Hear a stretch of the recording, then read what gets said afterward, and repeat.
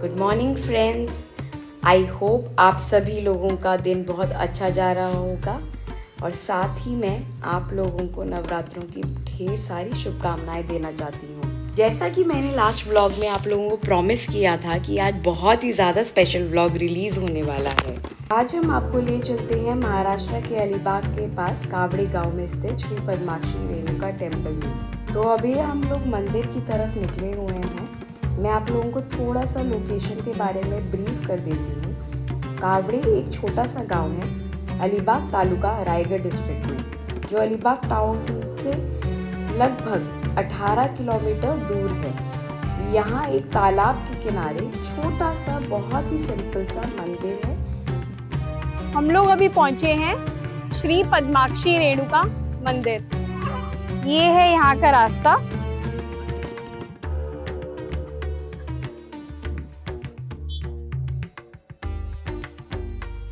ये मंदिर के साथ ना एक तालाब है बहुत बड़ी, ये देखिए।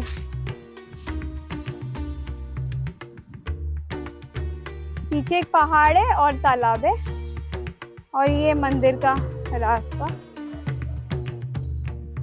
थोड़ा कच्चा रास्ता है।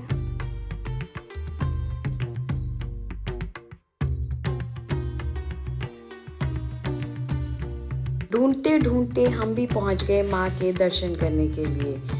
पद्माक्षी रेणुका जी मंदिर जो है ये अलीबाग के कवाड़े करके एक यहाँ पे गांव है, उस मंदिर में स्थित है। ये माना जाता है ये 108 शक्तिपीठों में से एक शक्तिपीठ है। अच्छा, अब इन जो हमारी देवी जी हैं इनको हम अलग अलग नाम से भी बुलाते हैं। नाम क्या है? आई मौली, काली, भैरवी, अम्बा और एक वीरा के नाम से इन्हें जाना जाता है। अच्छा, अब इसके पीछे की एक स्टोरी है, बहुत इंटरेस्टिंग स्टोरी है। तो चलिए शुरू करते हैं। सबसे पहले हम बात करते हैं पद्माक्षी रेणुका देवी जी कौन हैं। इन्हें एक रुद्र यानी थोड़ा उग्र फॉर्म माना जाता है महाषोडशी त्रिपुरा सुंदरी का, जो आदि पारशक्ति का एक बहुत ही ऊंचा रूप है। कहते हैं यही मूला महामाया है, जो मूल शक्ति जिससे पूरा यूनिवर्स मैनिफेस्ट हुआ है। इनके बहुत सारे नाम हैं: शताक्षी, रौद्री, रक्तकाली, भद्रकाली, भवानी, नारायणी, पद्मा, अंबिका और आई मोली। लेकिन गाँव वाले प्यार से सिर्फ आई कह के बुलाते हैं। अब चलते हैं बहुत पुरानी कहानी की तरफ, सती और शक्तिपीठ की। दक्ष के यज्ञ में अपमान से दुखी होकर सती ने अपने आप को अग्नि में समर्पित कर दिया। शिव जी उनका शरीर उठाकर तांडव करने लगे और पूरी सृष्टि हिलने लगी। तब विष्णु जी ने सुदर्शन चक्र से सती का शरीर टुकड़ों में काट दिया ताकि ये तांडव रुक सके। जहाँ जहाँ उनके अंग गिरे वहाँ शक्तिपीठ बने। परंपरा ये कहती है कि कावड़े वाले क्षेत्र में सती के दांत या चेहरे का एक हिस्सा गिरा था और यहीं उनका रूप नारायणी के नाम से प्रकट हुआ। इसलिए ये जगत नारायणी शक्तिपीठ के रूप में भी मानी जाती हैं। लेकिन यहाँ सिर्फ सती की कहानी खत्म नहीं होती। इस जगह का कनेक्शन है एक और महान माँ से, रेणुका देवी से, जो जमदाग्नि ऋषि की पत्नी और भगवान परशुराम की माता थी। कहानी ऐसी है कि कुछ परिस्थितियों की वजह से गुस्से में आकर जमदाग्नि ने परशुराम से कहा कि वो अपनी माँ का सर काट दे।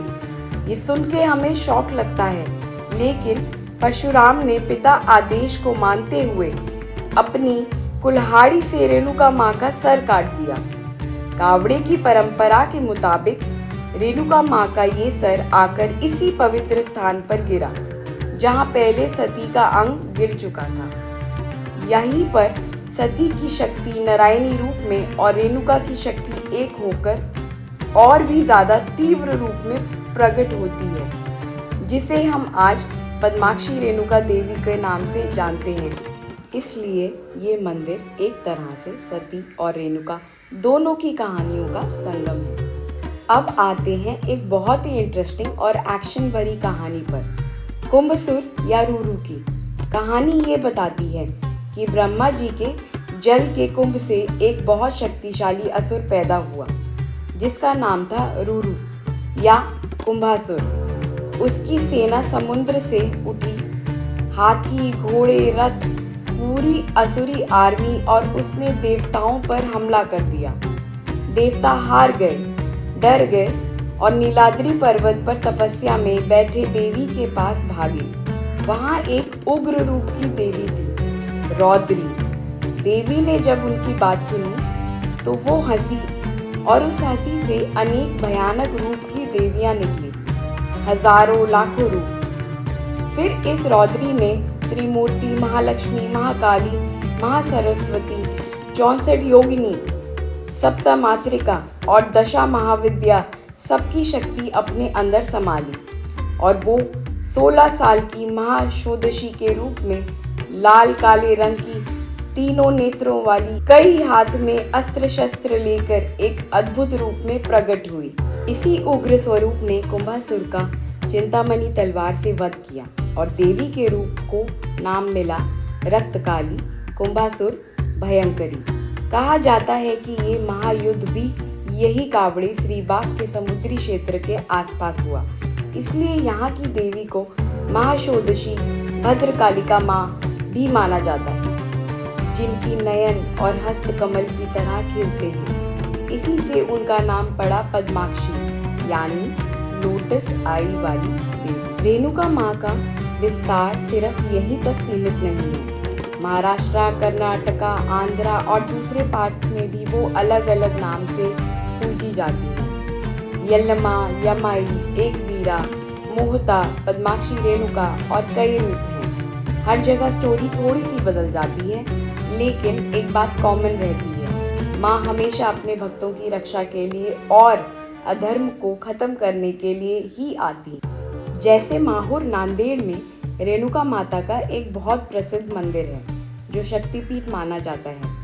वहीं अलीबाग के कावड़े में वो ही शक्तिपीठ रेणुका नारायणी शक्तिपीठ के रूप में समुद्र के पास कोंकण की मिट्टी में विराजमान है। ये सब देखकर लगता है कि नाम, कहानी, स्थान चाहे जो भी हो, शक्ति एक ही है। अगर आप आज कावड़े का मंदिर देखेंगे तो शायद पहली नज़र में लगेगा सिंपल सा गांव का टेम्पल है, लेकिन जैसे जैसे लोगों को पता चल रहा है कि ये एक शक्तिपीठ है, नारायणी और पद्माक्षी रेणुका का स्थल है, वैसे वैसे यहाँ की महिमा फिर से लोगों के बीच फैल रही है। और यही मेरा भी प्रयास है कि अगर आप लोग नेक्स्ट टाइम अलीबाग आएँ तो पद्माक्षी रेणुका देवी जी के दर्शन ज़रूर करके जाइएगा। शायद कहीं ना कहीं मेरा प्रयास भी सफल हो जाएगा। यहाँ एक बहुत ही प्यारा सा लोकल विश्वास भी है। अगर किसी को अपना कुल देवता या कुल देवी नहीं पता है तो वो दिल से पद्माक्षी रेणुका देवी को अपनी कुल देवी मान सकता है।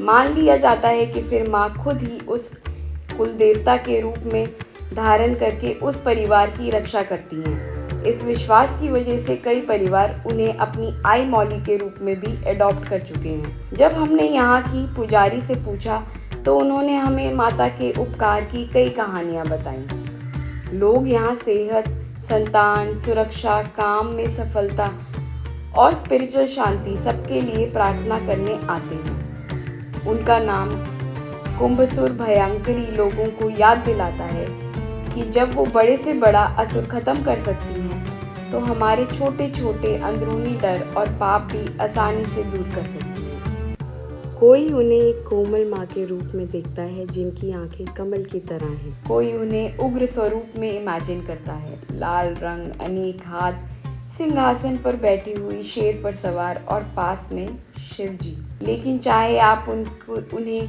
किसी भी स्वरूप में देखो, जैसे ही आप दर्शन करके बाहर आते हो दिल हल्का फुल्का हो जाता है, जैसे कोई आपका बोझ थोड़ा सा निकल गया है, जैसे अंदर से आपका बोझ थोड़ा सा कम हो गया है। आज के टाइम में लोग अक्सर मंदिर की हाइट, डेकोरेशन और फैसिलिटीज़ देखकर डिसाइड करते हैं कि मंदिर कितना बड़ा है, लेकिन कावड़े की पद्माक्षी रेणुका हमें याद दिलाती हैं कि असली शक्ति को ना बड़े शिखर की ज़रूरत होती है, ना कोई फैंसी सजावट की, सिर्फ एक सच्चे दिल की ज़रूरत होती है।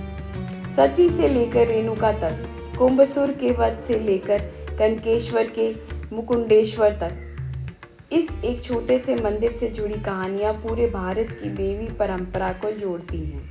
तो मैं फिर से कहना चाहूँगी, अगर आप कभी अलीबाग आएँ, सिर्फ बीचेस और फोर्ट्स ही नहीं, एक छोटा सा डिटूर कावड़े गांव का भी ज़रूर लीजिए।